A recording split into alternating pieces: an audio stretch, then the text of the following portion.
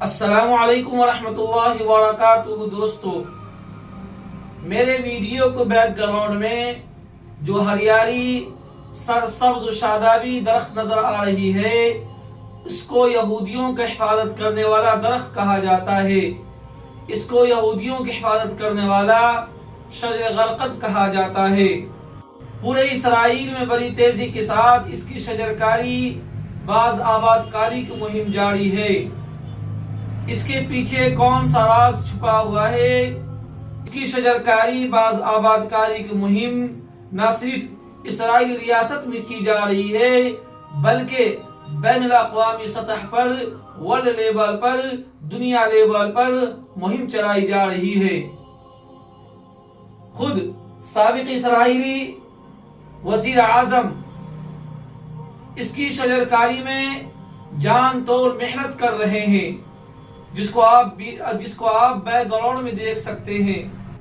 اس کے علاوہ اسرائیل نے مختلف ممالک کے وزیر اعظم کو اور بالخصوص انڈین گورنمنٹ کو کہا ہے کہ تم اپنے بنجر زمین پر غرقد کی کاشتکاری کرو، جس کا تمام خرچہ اسرائیلی حکومت برداشت کرے گا۔ اب یہ سوال ذہنوں میں گردش کرتا ہے کہ کیا دنیا کے تمام یہودی سٹھیا گئے ہیں، پاگل ہو گئے ہیں؟ کیا ان کے دماغ کا کنیکشن لوز ہو گیا ہے؟ ایسا بالکل بھی نہیں ہے۔ دنیا کے تمام ٹیکنالوجی اور وسائل پر مضبوط پکڑ رکھنے والا یہودی بالکل بھی پاگل نہیں ہے، بلکہ وہ بہت ہی ذہین و فطین قوم ہے۔ یہ قوم اپنے مذہب اور پیشوا یعنی حضرت موسیٰ علیہ نبینا علیہ السلام سے زیادہ مذہب اسلام کی سچائی اور حضرت محمد مصطفیٰ صلی اللہ علیہ وسلم پر یقین کامل رکھتی ہے، جو کہ ہم مسلم قوم اس سے عاری ہیں، اس سے ناآشنا ہیں۔ لوگ حدیث کی تمام کتابوں کا بغور مطالعہ کرتی ہے اور قرآن کریم کی ایک ایک آیت کو سمجھ کر پڑھتی ہے، اور ہم لوگ صرف سرسری نگاہوں سے یا فرقہ واریت کو بڑھاوا دینے کے لیے قرآن اور حدیث کا مطالعہ کرتے ہیں۔ اللہ محفظ آمین۔ بلکہ ہم سب کو عمل کی نیت سے پڑھنی چاہیے۔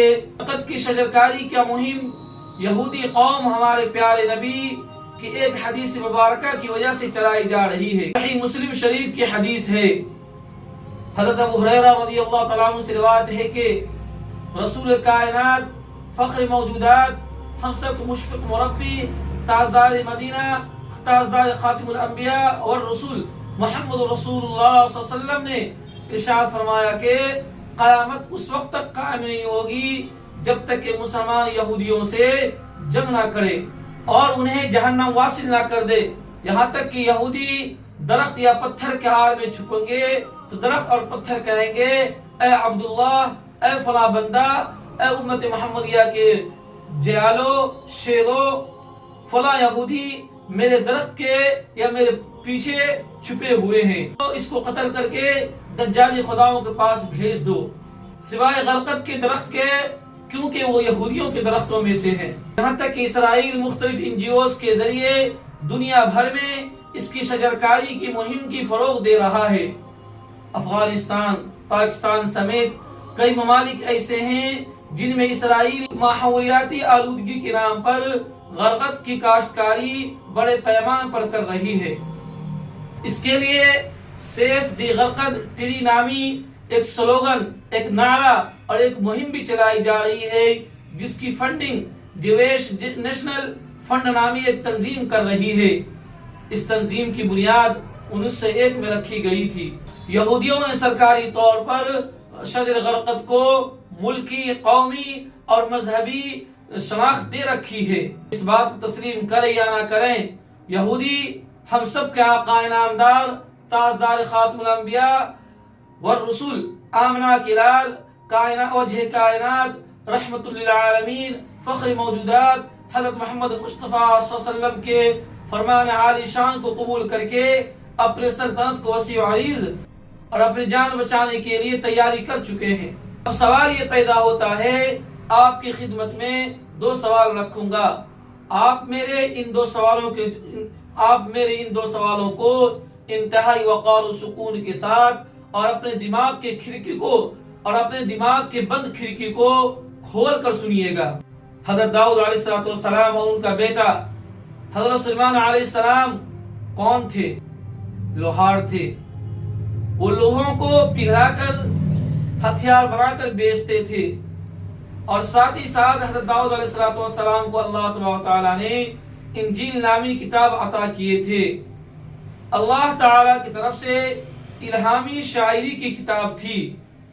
حضرت داؤد علیہ السلام کو اللہ تبارک و تعالیٰ نے پر اثر جادو اور لحن داؤدی سے نوازا تھا۔ آپ جب زبور کی تلاوت کیا کرتے تھے تو ساری چیزیں آپ کے سامنے جھومنے لگتی تھی، لوگوں کے دل نرم ہو جاتے تھے۔ یعنی نبی کا پیشہ کیا تھا؟ لوہار، اور آپ کی امت کون ہے؟ یہودی۔ اور اب بات کر لیتے ہیں حضرت عیسیٰ علیہ السلام کی۔ آپ علیہ السلام پر انجیل نازل ہوئی، جس میں حضرت عیسیٰ علیہ السلام نے اپنے آپ کو بکری چرواہا بتلاتے ہیں، اور آپ کی امت کون ہے؟ عیسائی۔ اور اب بات کرتے ہیں خاتم النبیین حضرت محمد مصطفیٰ صلی اللہ علیہ وسلم کی۔ آخری آسمانی کتاب نازل کی گئی، یعنی قرآن کریم نازل ہوئی، اور آپ بخاری شریف کے حدیث میں پڑھ چکے ہیں، سن چکے ہوں گے کہ مجھے معلم بنا کر اس دنیا کے اندر مبعوث کیا گیا۔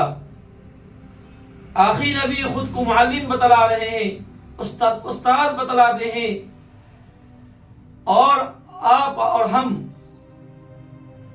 امت محمدیہ ان کی امت ہیں، تو ہمیں اور آپ کو علم کے میدان میں سب سے آگے ہونی چاہیے تھا، علم کے میدان میں سب سے آگے ہونی چاہیے تھا۔ میرا آپ لوگوں سے سوال ہے، جس قوم کی ابتدا اقرا سے ہوئی تھی، آج وہی قوم تعلیم کے میدان میں سب سے پیچھے کیوں ہے؟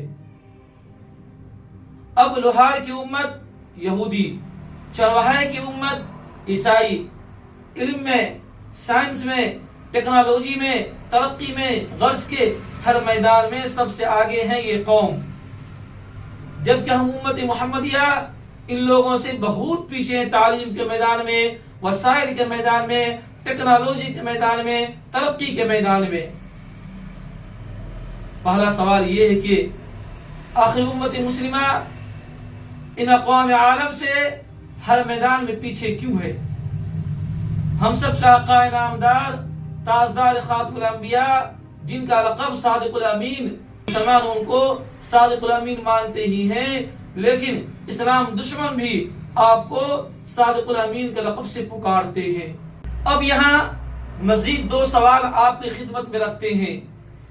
جن کا نبی صادق ہو، اس کی امت اتنی جھوٹی کیسے ہو سکتی ہے؟